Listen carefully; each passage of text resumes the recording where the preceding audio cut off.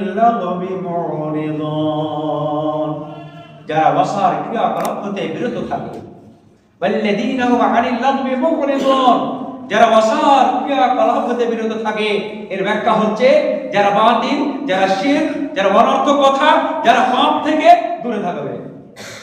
ওয়াসার ক্রিয়াকলাপ মানে কি?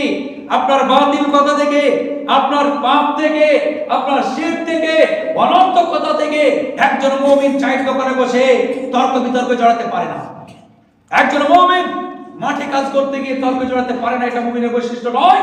একজন মুমিন পৃথিবীতে এরকম চলবে, মুসাফির ব্যক্তির মতো। তার কথা হবে কম, তার ভালো দিকটা ফুটে উঠবে, প্রয়োজনীয় কথা বলবে, চার সাত কথা বলবে না। কিন্তু আমাদের মধ্যে কি হয়? অহেতুক তর্কে আমরা জড়িয়ে যাই না? অহেতুক রাস্তায় তর্ক, নামাজ পড়ে বের হবো কোন একটা বিষয় নিয়ে তর্ক, আপনি দোকানে যাবেন তর্ক, চায়ের দোকানে যাবেন তর্ক, আপনি মাঠে যাবেন তর্ক, যেখানে যাবেন।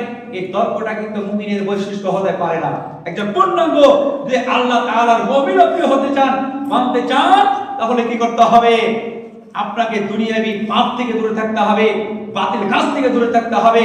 আপনার অনর্থক কথা, আপনি ফাহিশাত কথা যে কোনো সময় প্রয়োজনে আপনি ফকফক করে চলে যাচ্ছেন, এটা কিন্তু মুমিনের বৈশিষ্ট্য নয়।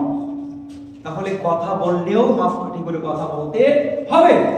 আল্লাহ তাআলা বলছেন, আমার কথা নয়, আল্লাহ তাআলা স্বয়ং বলছেন, ওয়াল্লাযীনা হুম আনিল লাগবি মুরিদুন, যারা ওয়াসার ক্রিয়াকলাপ হতে বিরত থাকে। আপনি ব্যবসা করছেন, ব্যবসায় যতটুকু আপনার খরিদ্দারের সঙ্গে বলার, ক্রেতা আর মানে গ্রহীতার সঙ্গে দরকার সেটুকু বলুন, তার বেশি নয়। আপনি মসজিদে এসেছেন, দলিমা কোনো কাজ চলবে না, আপনার কথা বন্ধ, তথাপি আমরা বকবক করে যাই। তাহলে একজন মুমিনের বৈশিষ্ট্য হতে গেলে কি হতে হবে? আপনাদেরকে কি করতে হবে? আমাদেরকে কি করতে হবে? অনর্থক কথা, বাজে কথা, বাতিল শিরক, এই সমস্ত জিনিস থেকে আমাদেরকে দূরে থাকতে হবে।